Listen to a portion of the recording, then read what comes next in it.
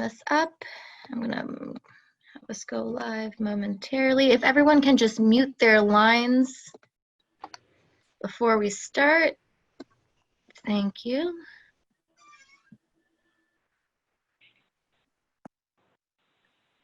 All right, going live now.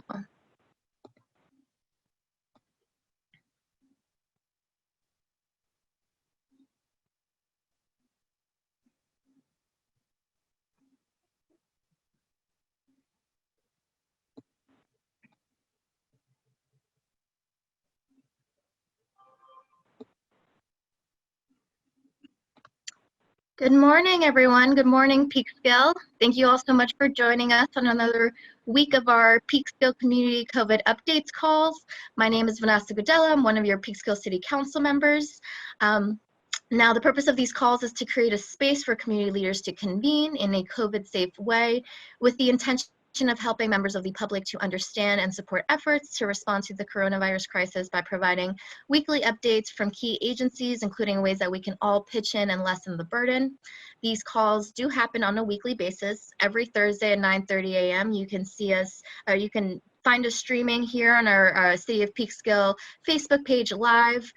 This meeting will also be recorded and will be broadcast on our government channel after the fact, as well as published on our City of Peekskill webpage for those of you that want to watch and can't catch us at 9:30 every Thursday morning. Every week, we do rotate stakeholders to give the public the ability to hear from a variety of agencies, as well as from different department heads here at City Hall.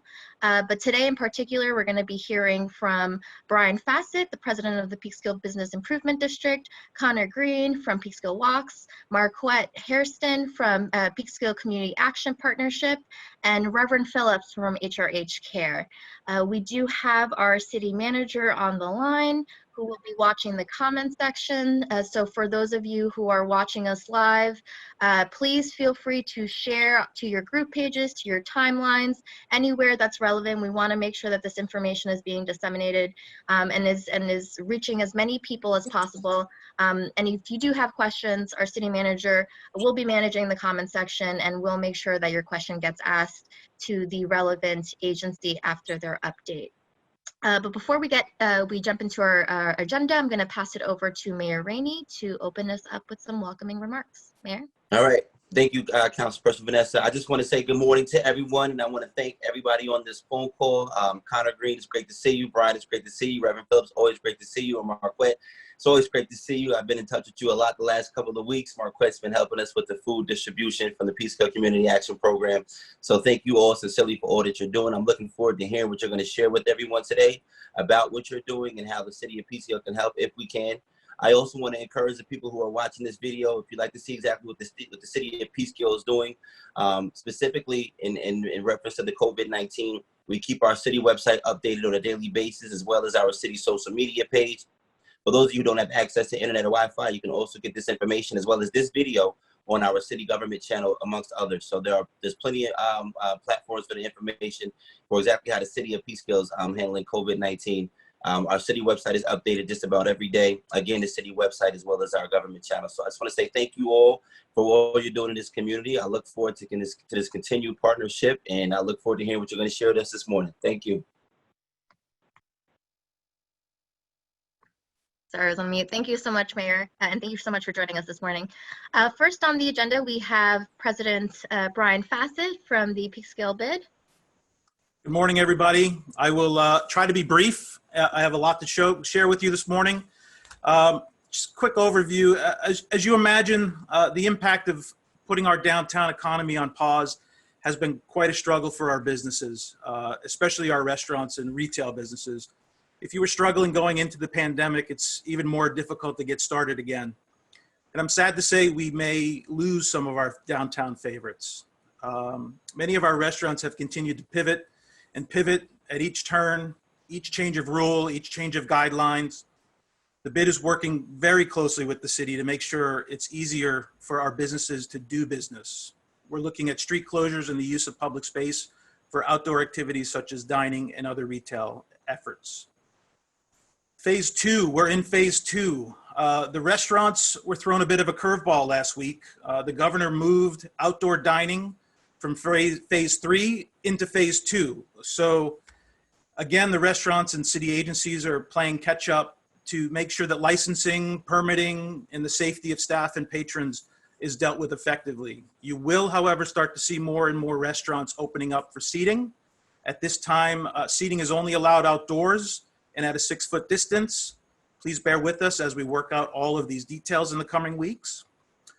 Retail in the city is also starting to reopen. There are limits of how many people can enter a store at one time. Social distancing is in effect, and please understand that the store owners have the right to ask you to leave if you are not wearing a mask. So please be respectful of our shop owners. We are all in this together. Some great news, as I'm sure Councilperson Aguadello shared with you last week, the Peekskill Farmers Market had its grand opening last week. This marks the 30th year for this market in Peekskill. The bid still oversees the market, and we've brought in a new team to do direct market management. Sharice Jervis Hill and her team at Events to Remember have whipped this market into shape. We are very proactive with safety at the market as well. Social distancing is in effect. Masks must be worn. There's no samples and no touching of merchandise. The bid has provided sanitizer stations for patrons, as well as offering you a free mask if you perhaps forget yours. The following ever-changing state guidelines will not allow dogs or pets into the market at this time, except for service animals. We do offer a special shopping hour from 8 a.m. to 9 a.m. for seniors, people with disabilities, and people with compromised immune systems. For all others, the market is open from 9 a.m. till 2 p.m. We're also working with our vendors so they can begin to offer SNAP benefits. 2 of our vendors are already set up to do this. Rolling Ridge Farm is our largest vendor for produce. You'll find him at the Main Street side of the market, and Meredith's Bread will also be taking those benefits. We will ask the vendors as they sign on to this program to have a sign to let the public know that they do accept these benefits. We will continue to update the Facebook page. If you haven't liked us yet, like the Peekskill Farmers Market Facebook page. If you follow that, you'll see our weekly updates and our vendor lists. If you're interested in becoming a vendor or looking for additional information or want to read the extensive market guidelines, please visit our website at www.discoverpeekskill.com. The flea market is currently not happening, and that is due to state regulations. When the state allows us to do that again, we will certainly bring that back. Festivals in the downtown will not be happening currently. Again, it's hard to plan without state guidance. So there's currently no Summer Sounds Festival. There's no Harvest Festival. And once the restrictions clear up a little bit, we will revisit and perhaps have some smaller festivals towards the end of the year. Something to look forward to that's actually still happening in our downtown from mid-December through February 2021. The bid is currently working with the Wesley Wofford Studio in North Carolina to bring his sculpture of Harriet Tubman to our downtown. This is a traveling exhibit that is currently on display at the Equal Justice Initiative Legacy Pavilion in Montgomery, Alabama. It will have 3 stops before getting to Peekskill. We'll be sure to be doing some programming around that, as we will have the sculpture through February 2021, all of Black History Month. So stay tuned for that. That's exciting.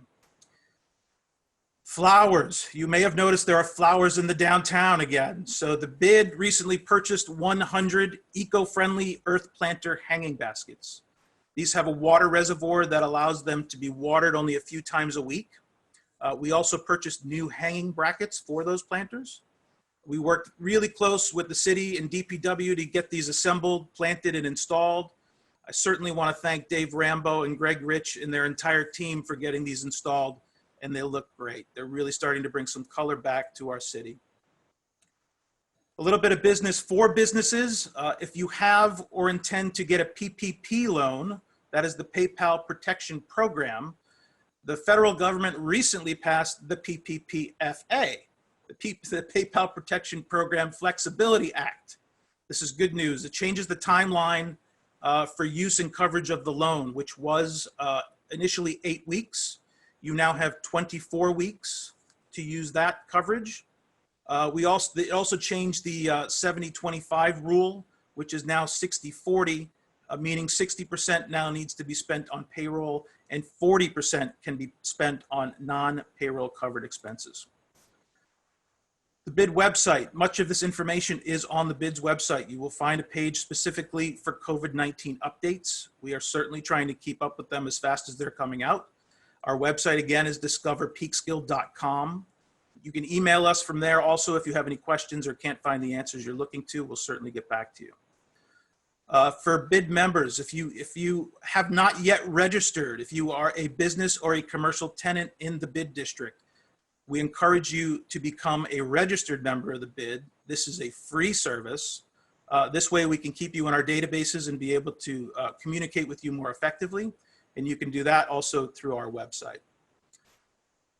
The bid is also working on a PR campaign to sort of help re-energize Peekskill as we all we work to reopen safely.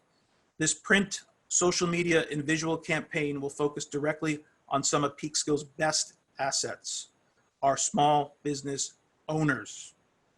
So look for that coming out soon.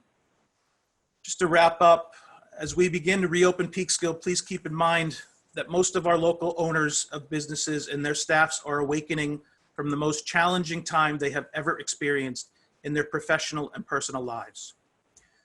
Their livelihoods were and are still dependent on what happens in the coming months. There will be new rules, new procedures, and new policies in the coming weeks. There will be new ways to enter, new ways to pick up, new ways to pay. So many new things can be overwhelming, but it's what we have to do for now. As we start our recovery, we ask customers to be kind, considerate, patient, and respectful of the new policies put in place by businesses to keep you and their employees safe and healthy. They are under enormous pressure to adhere to state and city guidelines while balancing the health and safety of customers and staff and trying to make ends meet. For now, please wear a mask, stay 6 feet apart, wash your hands frequently. With continued unprecedented concerted efforts, we will move forward. We ask that you patronize local, personally owned businesses wherever possible, because the big guys will survive. The big box stores and chains saw an increase over the past 3 months, while many small businesses had to close. Peekskill shows resiliency in the face of the impossible at all times. Let's continue to work together. Stay safe, stay healthy, and thank you for this time this morning.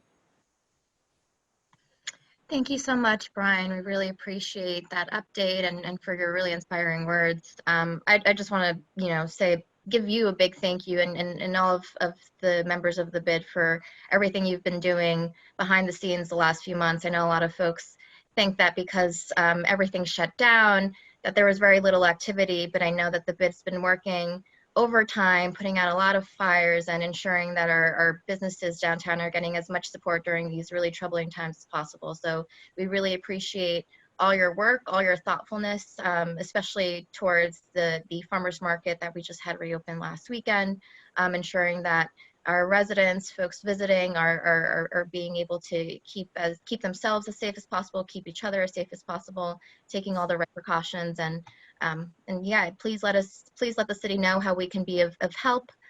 For folks watching at home, please continue to eat out, order out from local restaurants, buy gift cards for local businesses, and please do be considerate of the new policies that they're going to be putting forth. It's going to be a very hard time for all of us, and it's really going to take a team effort for all of us to survive this. So really appreciate it.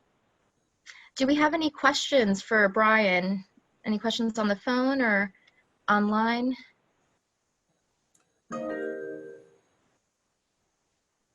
Nope, not seeing any questions. Anyone have any comments that they'd like to make before we move on?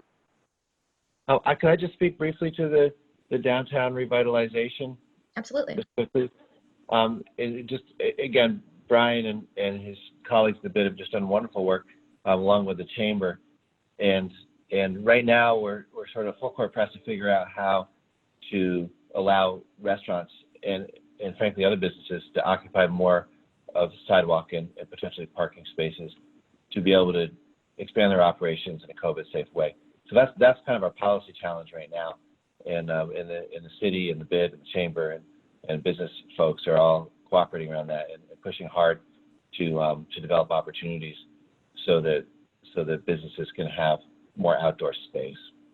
So that's a focus right now, and it's an important focus, and we're seeing a lot of creativity across the country in urban areas, and we're looking forward to kind of rolling out some programs related to that very soon. Thank you so much, Andy. Well, if there are no questions, we'll move on to next up. We have Connor Green from Peekskill Walks. I'm so sorry. Let me just say one thing really quick, if you don't mind. Brian, thank you so much for your presentation. Just so people are aware, because I don't want anyone to take anything out of context. Brian has been working with the city manager on the reopening for the restaurants, but they're also looking at ideas for all restaurants in different areas of the city of Peekskill, not just the ones in the downtown.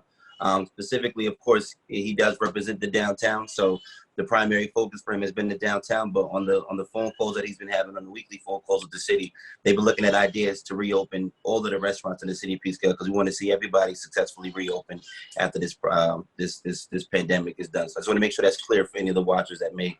I don't want anyone to take anything out of context, because we're talking about the downtown, but all restaurants, we're looking at ways that the city of Peekskill can collaborate with the BID and the chamber and other members on ways to reopen everyone. So I just want to make sure that that's clear. Yeah, no, I Mayor, appreciate you saying that, Mayor. Mayor, just let me add one thing to that. It's not just restaurants. It's retail establishments. It's anyone who thinks operating outside of their doors will be helpful to them. So if there's a barbershop that wants to cut hair on the sidewalk because you think it's safer, let's do it. Let's figure it out. And again, this is citywide. My focus is not just the downtown. Thanks. Good morning. Appreciate it. Thank you. Alrighty, so we'll move forward. Next up, we have Connor Green from Peekskill Walks. Connor, thank you so much for joining us. Feel free to share your screen whenever you're ready. Great. Well, thank you so much for hosting this and for inviting me. City Manager Stewart, Mayor Rainey, it's great to see everyone. And Brian, just want to say thank you to the BID.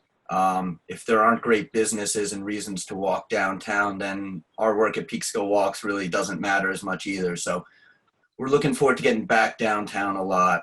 So I'm going to just talk a little bit sort of big picture about why sustainable communities matter during a time like this. And maybe there's some lessons and things that we can learn and move forward with. And then I'm going to talk about a couple of ideas that we have that really dovetail nicely with what Brian and everyone's been talking about to sort of help our downtown open up with a little more space. So let's see. Bear with me for 1 second.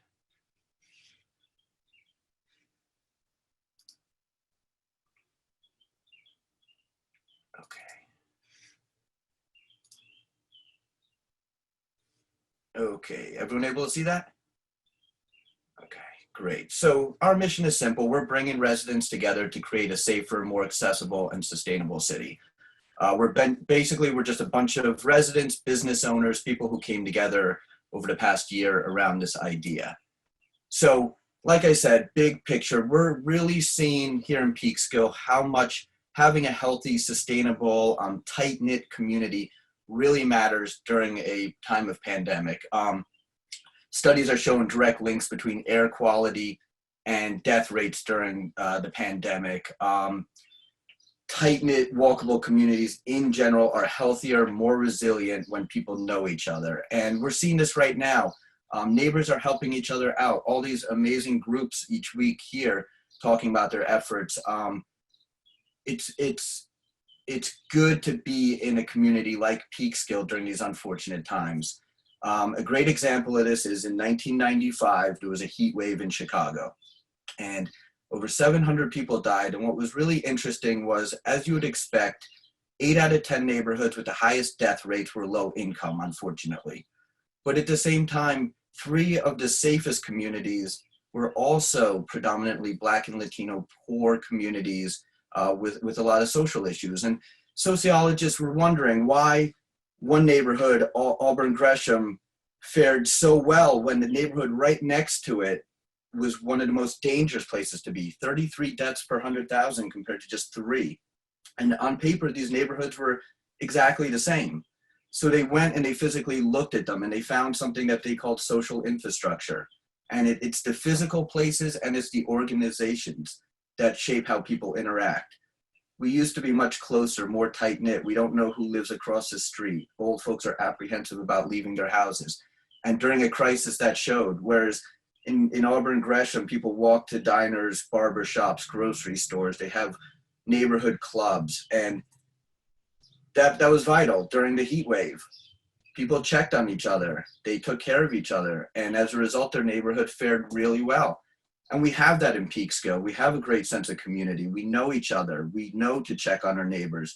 It's one of our great strengths. It's helped us during this time. And I think moving forward, there's going to be more crises, unfortunately, whether it's a second wave or something totally unpredictable.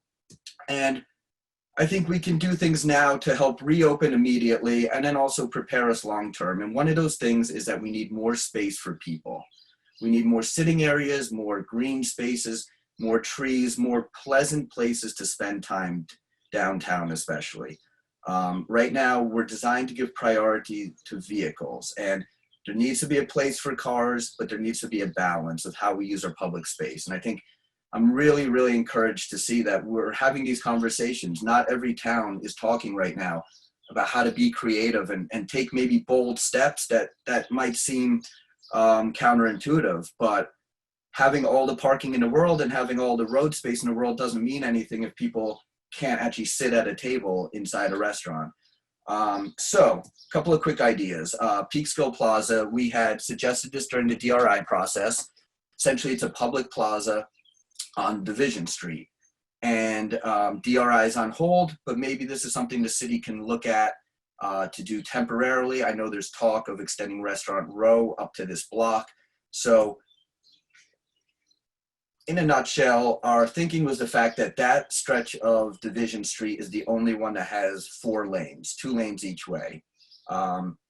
Simply take the east 2 lanes, convert it into a public plaza, traffic can still flow each way on the remaining 2 lanes. So we think this could be a really nice sort of center of town. It could lead down to the gazebo. It could help alleviate the issue with tables taking up sidewalk space, which doesn't leave any room for pedestrians. So just a couple of images of what the space could look like.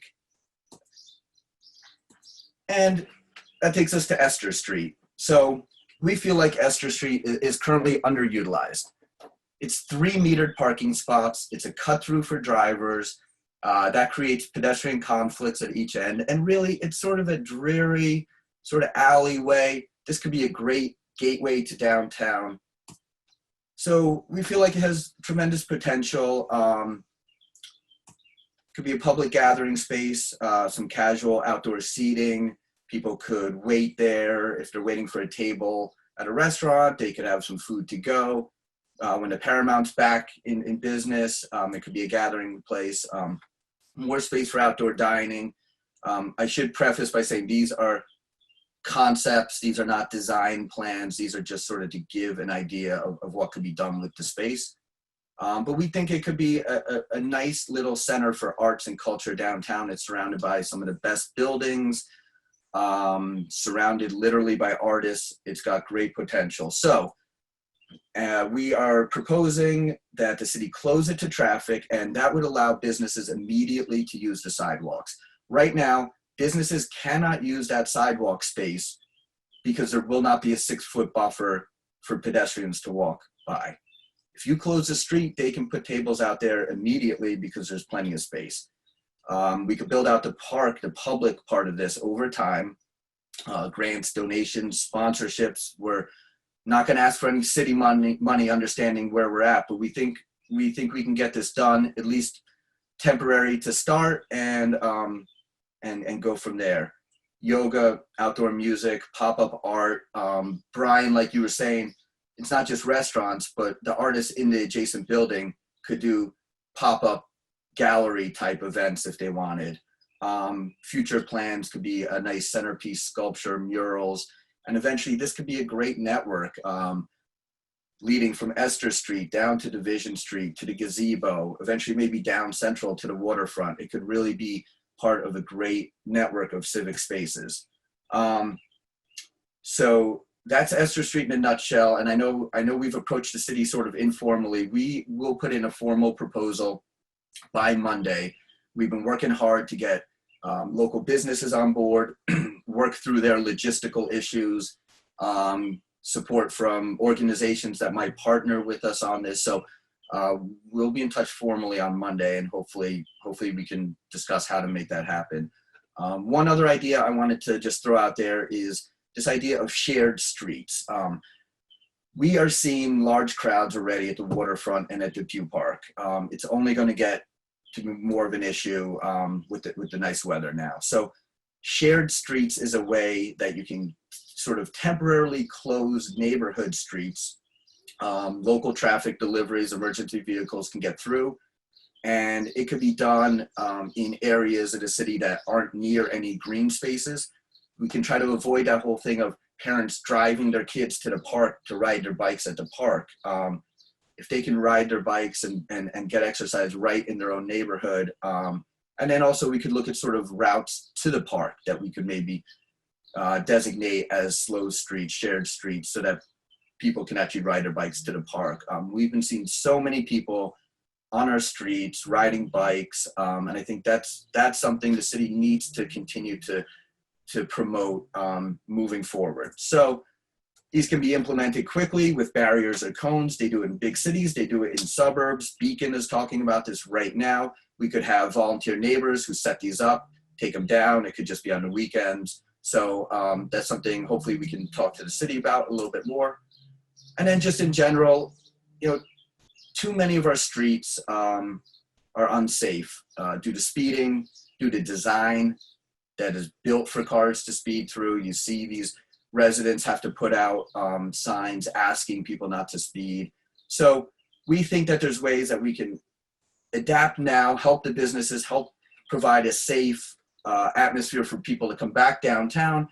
And then moving forward, we should build on this, and we should look at ways of how can we just continue to be a healthier, more sustainable community. And those are buzzwords that don't really mean anything until you look at the fact that if you have better air quality, you have a better chance of surviving a pandemic. There's real consequences and benefits. Little treatments like this can just slow traffic down while helping with storm water runoff and beautify a street. So those are just some ideas. I know I threw a lot at you quickly, but I'm really encouraged by the conversations and the leadership that's happening. It's not happening everywhere. And Peekskill, you hate to say Peekskill has an opportunity when we're talking about such a crisis and people have lost their lives. But we need these businesses to survive. It's their livelihood, and there are ways that I think that we can adapt and really do that. So thank you very much. I appreciate you giving me so much time. Absolutely. Thank you, Connor, so much for putting that together for us and for presenting it to the community at large. We really appreciate all the work that you've been doing, as well as the rest of the volunteers at Peekskill Walks, because it is a volunteer effort. No one's being paid for this. So we really appreciate all the folks who have come together and really shared their expertise. I mean, you've got architects, you've got a lot of people who are highly skilled, who are putting forth their efforts, their time to ensure that we're really coming out with the best ideas possible to ensure that we keep moving in a direction where we're more pedestrian and eco-friendly. So we really appreciate all your work on that effort and look forward to continuing to work with you and your team as we look towards the reopening of our downtown. And I'm sure that a lot of the ideas you've pitched are going to be extremely helpful and will be critical in ensuring that our businesses continue to get the traffic that they need to survive. Great. Well, thank you. And thank you for pointing out, I should have mentioned, like, we are all volunteer. I do want people to know that there isn't some sort of business backing us or anything, or no interest like that. Peekskill is an amazing place with such talented people, and we do have architects and design people. So thank you to the community that's helped out with that. Absolutely. And I also want to mention that the bid is also volunteer. No one's getting paid on the bid either. And I know Brian puts in a lot of hours. So I just, and a lot of folks on that board put in a lot of hours. So I just want to put that out there too. We really appreciate all the hard work on that. Do we have any questions from folks on the phone for Connor, or any questions from Facebook? Andy, you're on mute if you're trying to speak.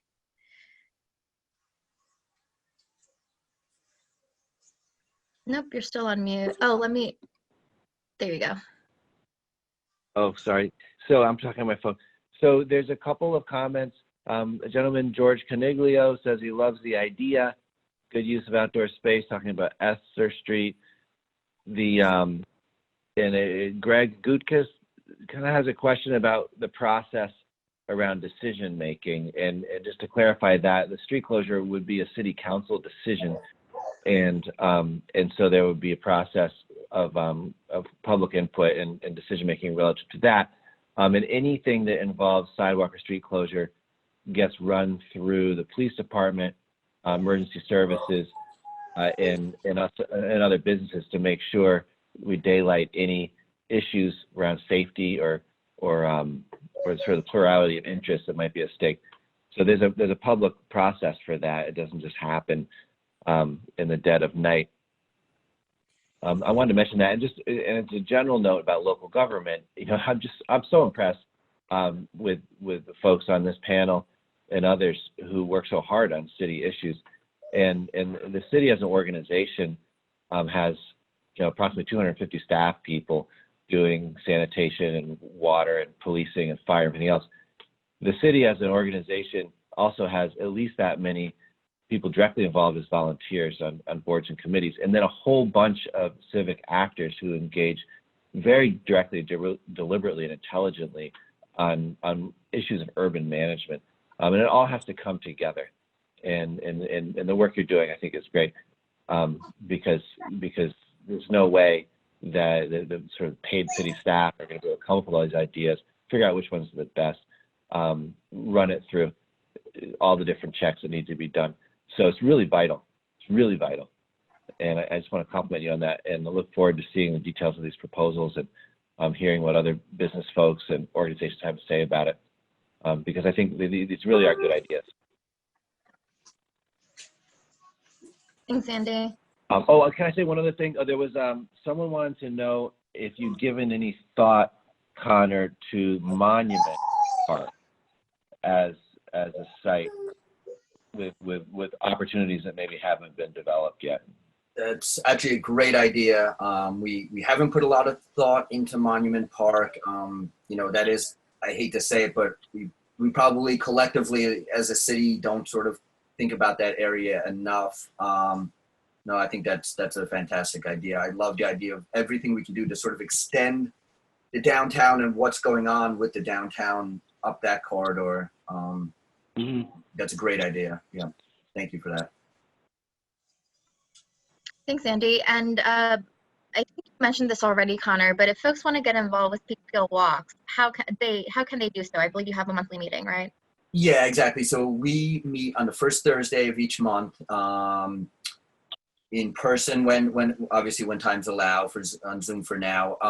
You could like us on Facebook. You can send us an email. We're on Twitter. But yeah, we're easy to get in touch with, and we do want to hear people's ideas. The way this works is that these are community ideas from the ground up, and we want to hear from as many people and bring as many people on board. So peekskillwalks@gmail.com, social media, or join us for a meeting. Thanks again, Connor, for joining us this morning. It was a pleasure having you. Next up, we have Marquette Hairston from Peekskill Community Action Partnership, as well as Westcott. Hello, everyone. Good morning. So I'm the director of the Peekskill Chapter, which is an umbrella under Westcott. So we have many CAPs in different areas. And so our job is to empower those who are impoverished or less fortunate, or just maybe having a struggle. And so we provide services to meet that so they can gain self-sufficiency. When I started in August of last year, I developed an emergency food pantry. And that's when you can just come anytime during the month to shop if you are in need. We have a bread pantry that comes every Wednesday. We have HEAP and a cooling assistance program. So we have a contract with DSS to help those who need oil. And it's for anyone who's in need. So some of them are income-based, but you need to apply to see if you meet them. I have a lot of homeowners that come in for HEAP assistance with their oil in the winter. We have Energy Share, which is Con Edison. So if you have a current shut-off notice, there's a program that will stop the cut-off shut-off notice. It will make a payment on their behalf directly to Con Edison. And then if you still owe past the amount that they give, that's where I come in and work out an installment agreement. So you're not cut off, and then it can go as low as $10 a month on your each bill every month, so that you don't have to worry about the next month of getting cut off.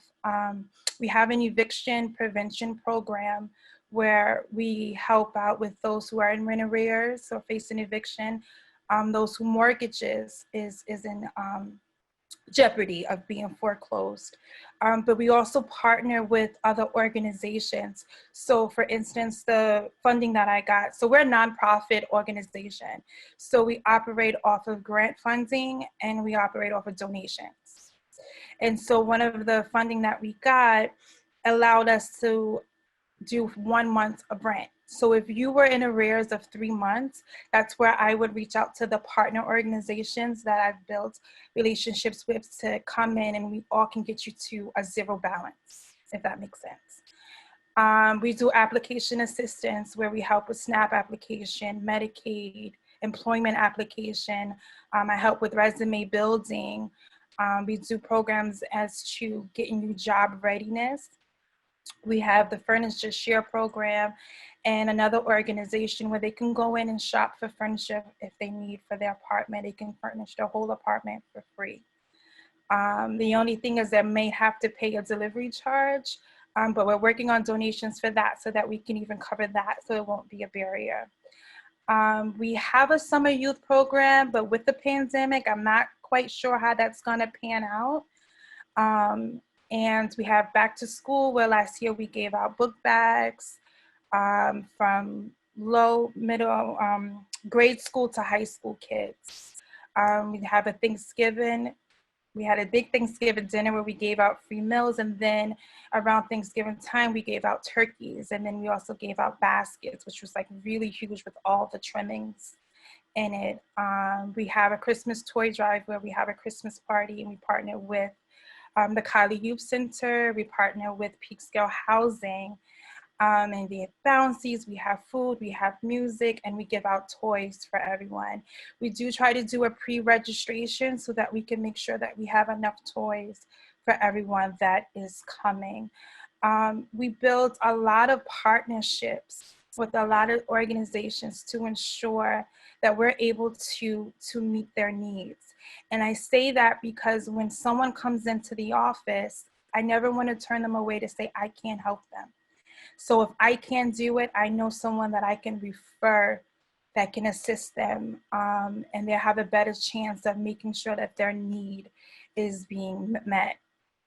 And so our organization is really based on developing an outlet or programs to meet the needs of the community, right? And when I say that is, so when I first came, we didn't have emergency food pantry. We didn't have the rental assistance where I had direct funding to give. And when the clients came in and noticing that's a need, then that's when I need to start developing that. And so that happens. And so I say that to say, if there's a need that I may not be aware of, it would be great to let me know so that I can pull all my resources and tools and put something together so that particular need can be met, if that makes sense. And so right now, because of the pandemic, we're closed. Our office is closed. So we're working remotely from home. And so we're still doing application assistance. I'm doing it over the phone. If I have to complete it myself, I do it while they're on the phone, get their permission to send it off. Working with DSS and the other partners to make sure that, listen, this is the issue, this is the hindrance. Can you accept it the way that I'm giving it? I found ways to even make pictures into PDF so that it can be submitted properly. All of my information, if you was to go on www.westcop.org, you go to community action programs, you'll see Peekskill Cap. It has all of our information, our services, my email address. It has my job cell phone that you can call directly. I know some people have been trying to call the office, but there's no one there. It's completely closed. Right now, we're in the process of trying to open up and figuring out how that looks. And one of the things that Mayor Rainey said, we partner with doing food distribution that we give out on Fridays. So it's the first 3 Fridays at the Youth Bureau. The 4th Friday is the mobile food truck that the Youth Bureau do. So that's why we're not doing it on the 4th Friday. But on the first 3 Fridays, we have meats, we have produce, we have dry goods, we have desserts, we have breads. Peekskill School even donate hot foods that we've been giving out. We have volunteers. We've also partnered with the Hispanic Coalition Corps, who comes in and does a phenomenal job. I'm not there because I have my health is compromised, so it's not safe for me to be there. But my assistant, the community advocate, Millie, is there, and they're all just phenomenal working. Mayor has been absolutely great in just making sure that everything comes together. And so again, if there's any organizations that would love to partnership or have a need that they're not sure how to meet it, I say reach out to me, because I can definitely find a way to figure it out. Thank you, Marquette. I certainly want to add that even though the office has been closed, because you were located in the Kylie Youth Center, for those Correct. who aren't aware, even though the office has been closed, working remotely has been just as effective with helping people over the last 2 months. And I also want to say, that you hold the same position that my dear grandmother held for Yes. a couple of decades. So it's good to see that the torch was passed on to somebody that can handle it in this community. So thank you for all that you're doing. Highly appreciate it. Yes, and she keeps in touch and she helps out when she can. She's just phenomenal. Yeah, she can't sit down. I know. Thank you so much, Marquette. And if folks want to get in contact with you, how can they do so? Well, they can call my job cell. So that's 914-527-1933. I'll say it again. It's 914-527-1933. They can also email me, which is mhairston. So it's MHAIRSTON@westcop.org. Thank you so much. And thank you for all the work you're doing to ensure that all of our residents are attaining the resources available to ensure that they're keeping safe, that they have the resources they need to keep a roof over their head. So it's a really hard time for so many of our residents. So the work that you're doing is incredibly vital. So we really appreciate you continuing that effort, because I'm sure it can't be easy on you either, or any of us, right, during this pandemic. So, right. So I really appreciate all your efforts. Do we have any questions for Ms. Hairston? Okay, Vanessa? Okay.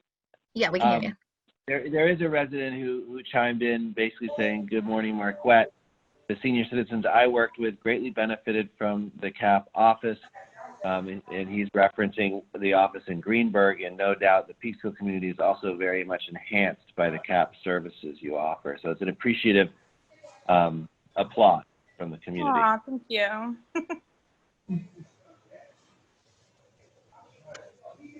Anything else? Any other questions? That's what we got from Facebook right now. All righty, so we'll go ahead and move forward. Thank you again, Ms. Hairston, for joining us this morning. Last but absolutely not least, we have Reverend Phillips here joining us from HRH Care, one of our weekly regulars. Jeanette, thank you so much for joining us again this morning, and it's a pleasure to have you. Good. Well, thank you very much. And it certainly is a pleasure. And listening to Marquette speak about the Community Action Program, the Community Action Program going back some 50 years here in Peekskill in terms of the Hudson River Healthcare, then Peekskill Area Health Center coming together. They were our founding agency in terms of being able to help us start in this community. So again, always kudos to our Community Action Program. I'd like to be able to just share with you some basic information as we begin to think about our reopening our services. First off, our telehealth program and our telephone encounters will continue through December at this particular juncture. But our reopening, there's many things that come into play when you speak about being able to have people coming into the office for that face-to-face encounter.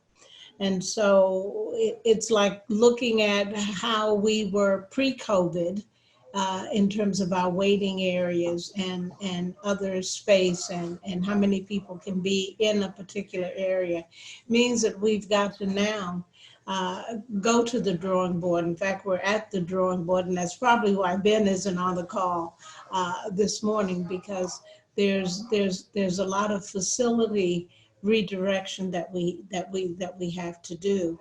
And so in terms of our dental program, we're looking to return to services on June 15th.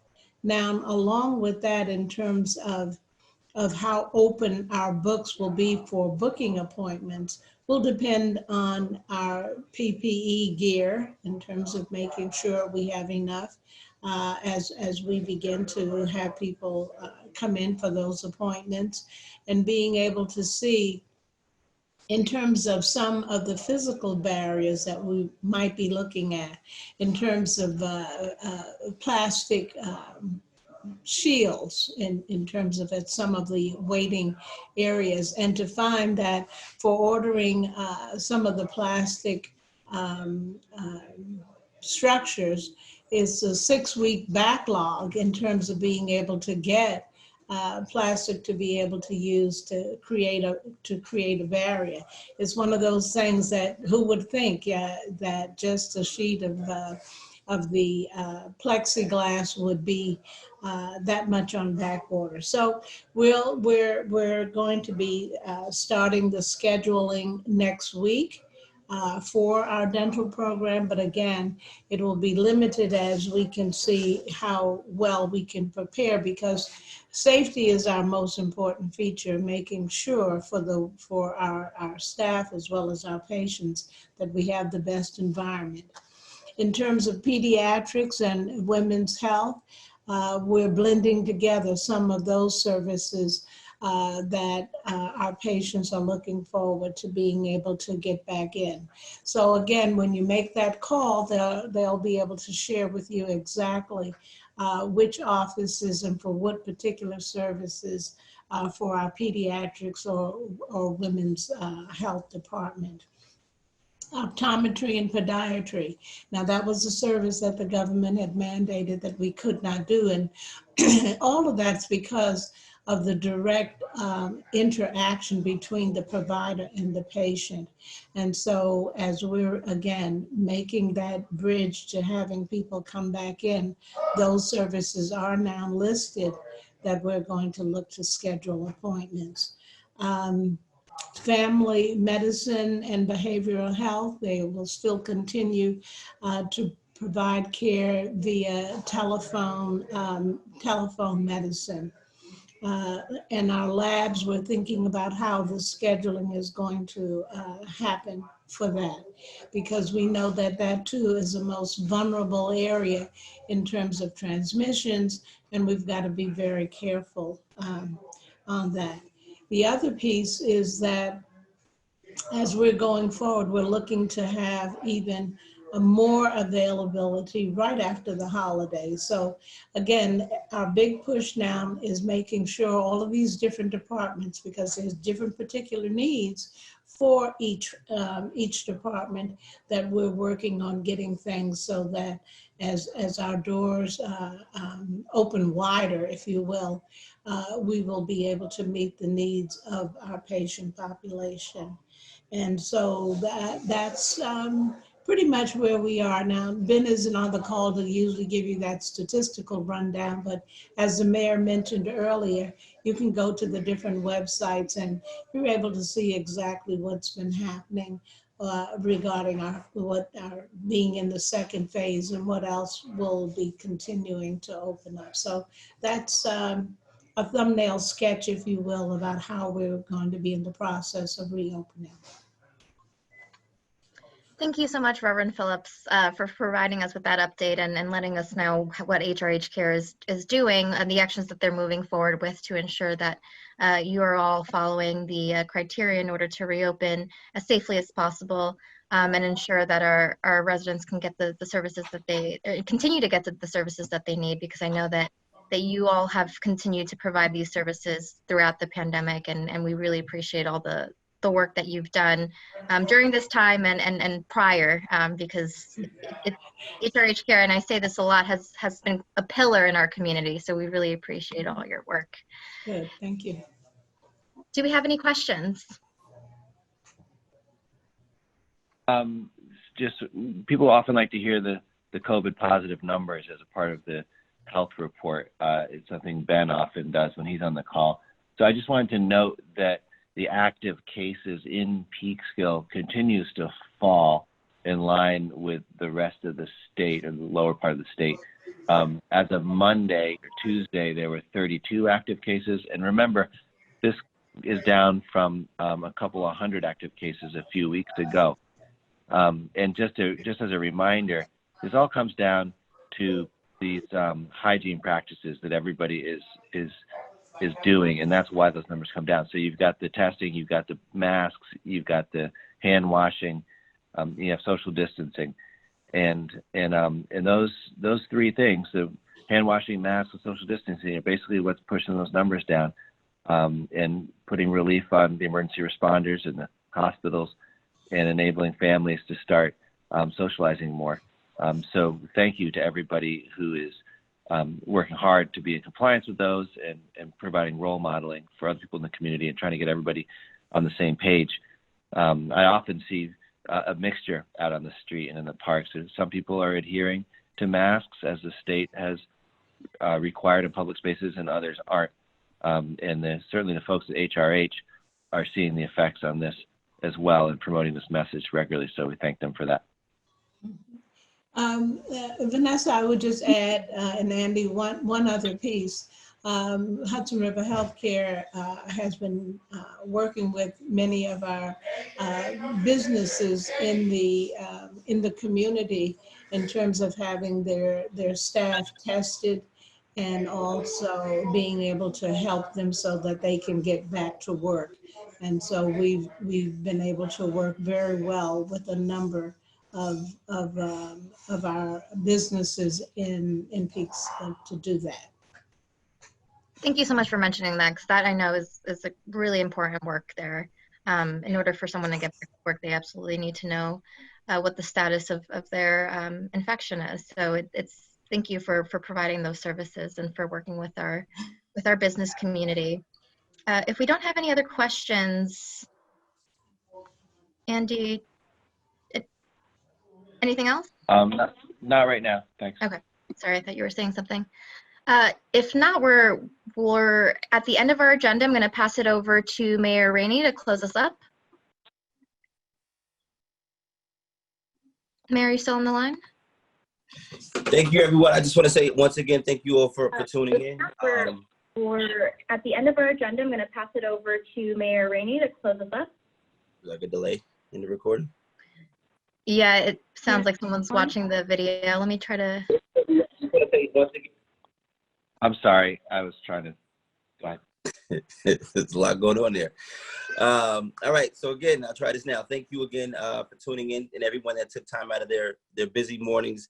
Thank you sincerely for being here and sharing the information that you shared. I just want to continue to remind people the importance of social distancing as the city and as the state actually starts to reopen.